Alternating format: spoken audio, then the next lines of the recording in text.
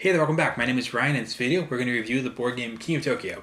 Now, King of Tokyo is just a crazy game where you're a monster and you're rolling dice trying to kill the other monster, where they roll enough dice to kill you, or maybe someone scores enough victory points to win the game before everyone has to die. Now, it's over 10 years old, so it's kind of an interesting game to review because it's, first of all, over 10 years old, but also it's a game that I didn't really like when I first played it years ago. It wasn't a bad experience, it was just kind of meh. And I'll get into why that is a little bit later in the review. Before we do any of that, we're going to start off with just a really brief overview of the rules. This is not going to be an exhaustive how to play. There's plenty of videos on how to do that. This is just a real quick glimpse in case you don't know how it goes. Just so the review will make more sense later on. You have a good sense of whether or not it's a game you might be interested in buying or not. Let's just assume this guy's here, and we're on the Cyber Gorilla's turn.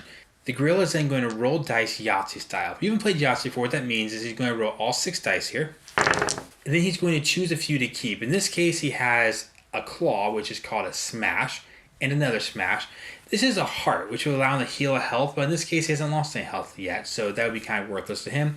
And he has some numbers we'll get to in a second. Let's say he keeps the 2 claws and he goes for his second roll. So he's going to roll again. In this case, he gets a lightning, which we'll explain in a second. He keeps that. Again, the heart is worthless, and we'll explain the numbers in a second. He's going to roll again for a third time. He gets one more smash, one more claw there. The heart's going to be wasted, and just like Yahtzee, you only get 3 tries at it. So after his third attempt, this number is wasted, the heart is wasted.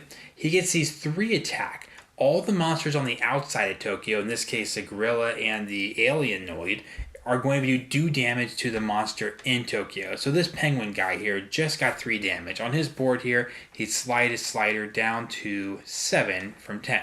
Also, because the gorilla rolled a lightning, he's going to get one of these green cubes, these power-up cubes, and put them on his player board and save them for later. We'll talk about those in just a second. So play just continue on, players one at a time, roll the dice. All the players outside are trying to kill the one in Tokyo.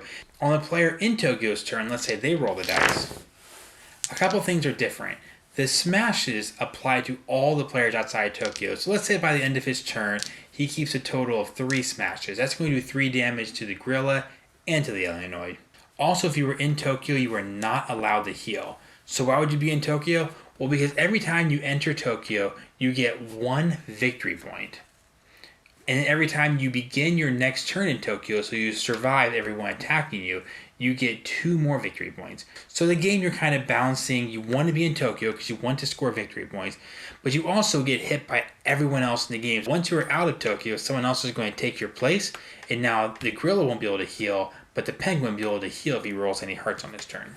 So 2 quick things to explain. One of them are the numbers that we skipped earlier. If you were to end your turn with 3 2s, so let's say you take all your rolls, there's another 2, and that's all you get. So for every 3 matching numbers, you're going to get that point value. So in this case, you get 2 victory points. You'll add to that, which basically points you can get not being in Tokyo. Also, if you already have your 2 points here and you roll an additional that number that matches, you get 1 per additional.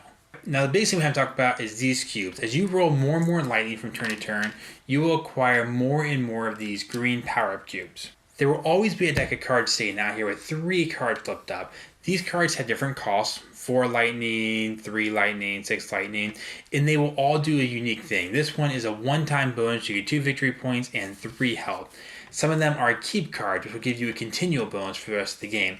This is where lots of the interest of the game is. You buy these cards, you're going to be powering up your monster either with abilities to heal or ability to do extra damage or abilities to get extra victory points in other ways.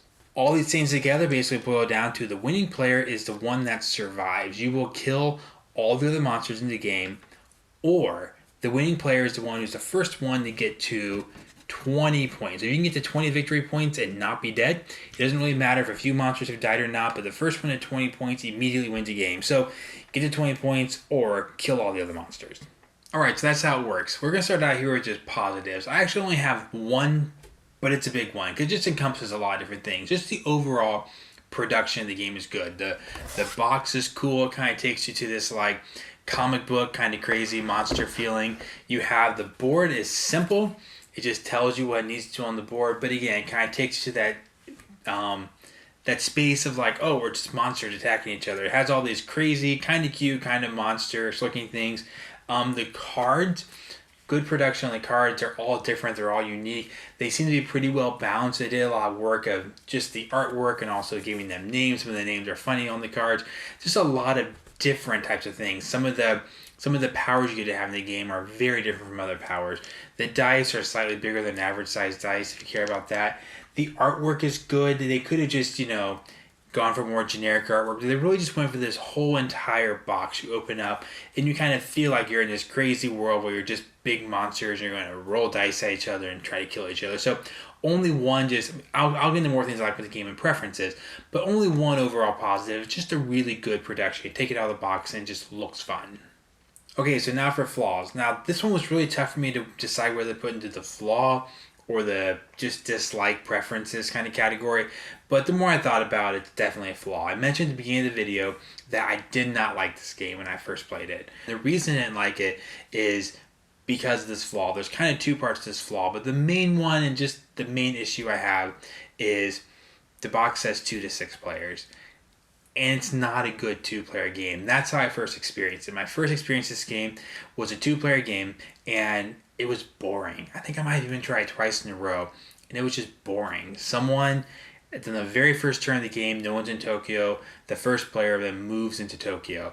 And the very first time I played the game, that player moved into Tokyo, and they just stayed in Tokyo. The whole game, gained 2 victory points every time I came around, and I didn't do enough damage to kill them. I just I hope I roll attack this time. Oh, cool, I got 1. You get 1 damage. That was the game. Now, I know people who know this game would just say, well, don't play it to 2 players.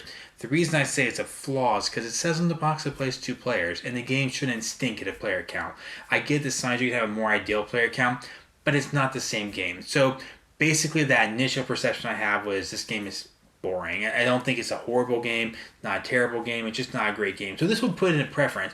But the reason I say it's a flaw is because it messes up the game to play to 2 players. It's just a bad game with 2 players. Because what happened is, I actually played again recently. I kind of gave it another shot. If I gave it another shot, I tried it twice with a kid at the 2-player count. And one time they went to Tokyo first and they won. The second time I went to Tokyo first and had to intentionally leave Tokyo so that I didn't beat them. So I'm like, it's just such an advantage to be the first one to go into Tokyo in this game. So you don't have the effect of all the monsters surrounding you and all attacking the person in Tokyo. So if you play 4 players, you go into Tokyo, you might not make it back to your turn. All 3 people are all rolling and attacking you, so it's tough to be in Tokyo. When you play 2 players, it's just a one-on-one. Yes, you can't use your hearts, but other than that, you're getting victory points, and you just kind of go back and forth. So this is the biggest flaw to me. Okay, so we're past positives and negatives. Now just things I like about the game. It's crazy. I gave it another chance after I decided that I hated it years ago, or I just didn't care for it years ago. I gave it another chance, and it was 3 or 4 players maybe, and I was like, oh, this is why everyone loves this game. Like, it all kind of clicked in my brain, because there was some strategy, and it wasn't really strategy, though. It is a little bit, but it's almost more of a push your luck game, where you're just like, do you go into Tokyo? Okay, I'm going to say in Tokyo. The next person does 3 damage to you, and you're like, okay, do I stay in Tokyo? I think I can make it my next turn. You stay in Tokyo, and the next person does 3 damage to you, and you're like, but I could get those 2 points. And then the next person's turn, I'm going to stay in, and then the next person somehow rolls 5 smashes, and you die. And then you can't take the game too seriously. This is not a game to play and get really angry if someone rolls 5 smashes. You just have to laugh about it and be like, that was crazy. It's fun at the higher player counts. That's a fun risk that you're choosing to take. You're like, okay, I think I want to get these 2 points, especially if you get to the end of the game and you only need 2 points to win. You're like, if I can stay in Tokyo till the start of my turn, I win. If you roll 1 more smash on your turn, I lose. That's fun. That's exciting. When someone picks up the dice and they have 2 more dice to roll and they're like, if I roll this smash, it's over. If I don't roll it, you win. That's a great moment. That's what this game, I think, it really boils down to. The most fun part about this game is, I mean, you can say it's for kids, but really for adults too. Just like you're picking up the dice, you don't know what's going to happen. It's lucky, it's very lucky, but you just have a lot of fun with it. You're just like, okay, what's going to happen? Who's going to stay in Tokyo? That's part of the reason why the 2-player game goes in the flaw category to me, because the game doesn't work that way at 2 players, but 3 and more, it does. Another thing I personally like is all these cards. So you play the game and you're like, whoa, 7 lightning, that's really expensive. And you read what it does and you're like, all other monsters lose 5 victory points. That's really powerful. There's also just cheaper cards. There's like, it's 3 victory points, and it says when you gain a lightning, always gain an extra lightning. That's pretty cool too. So you kind of decide, am I going for big power cards? I just want to kind of build up several small kind of effects to help me throughout the game. So those being set out there keep every single gameplay different. When you play the game, I mean, there's enough that you're probably not going to see the same cards every time you play the game. Probably every few times you see the game, you'll see some start being shuffled back in. But with those cards, kind of keep it fresh, you know. And also, it changes your overall strategy. There's sort of 3 big things you can go for. You can just go for the flat-out win by killing everyone. You can go for the victory point one by 20 points. And then kind of hand in hand with both of those, you can go for the card strategy. You can keep the lightning and hope that the card effects are good enough to give you enough health and enough victory points or enough attack to do one of the other 2 strategies. Or you can just choose not to get that many cards, and you can just re-roll your lightnings and go for the smash. Alright, so one more thing preference-wise that I really like. Player interaction. You know I love player interaction. So when you're playing this game, every turn, someone could be doing damage to you, pretty much, or someone could be close to winning, or someone's doing damage to someone you want to do damage to, or someone's leaving Tokyo or going into Tokyo, or they're taking a card you want to buy. So you're pretty engaged. The turns are fast. You're watching what your opponents are rolling, because if they roll enough lightning, they might get that card. If they roll enough smashes, they might kill you. So you're really engaged in almost everyone's turn, which I like that. I kind of you're always kind of in the game. Alright, so things I don't like about the game, not necessarily flaws like the 2-player issue, which is just not the same game or not even a great game, but things I just don't really like about the game.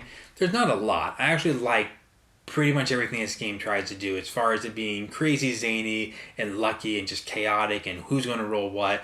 I wouldn't want this game to change at all. That being said, this amount of luck is not a game that I'm going to gravitate towards to play over and over and over and over again. It's not necessarily what I want to do daily. Just like, you don't have a lot of control over the outcome of this game. You can try to, but you might just... I played one the other day and I just didn't roll damage, and I just never did damage to the other person, but I also wasn't rolling a lot of victory points, so it's like, oh, I guess I lost. That's fine. That does not bother me to sit down and just play a crazy chaotic game, and pretty much, you know, it's like an old rolling move. Whoever like rolls best is probably going to win. It does incorporate a little bit of the cards, and it's a little strategy, but your whole strategy can fall apart with bad rolling. And so basically, my preference thing from this is I don't want to change. I want it to be what it is. I don't need every game to be exactly the same.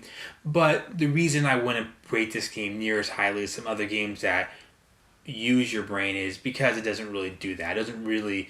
You can't make a plan and like carry out a strategy, or you can't really respond to what your opponents are doing. You can try to, but your opponents maybe aren't necessarily even trying to do those things to you. They're just rolling the dice as well. Okay, so as far as recommendations, the first one would be, if you were considering buying this for you and one other person, don't do it. It's not a good 2-player game. Again, maybe you could say in my opinion, but I feel like that's pretty clear at this point. It's just not a very good 2-player game.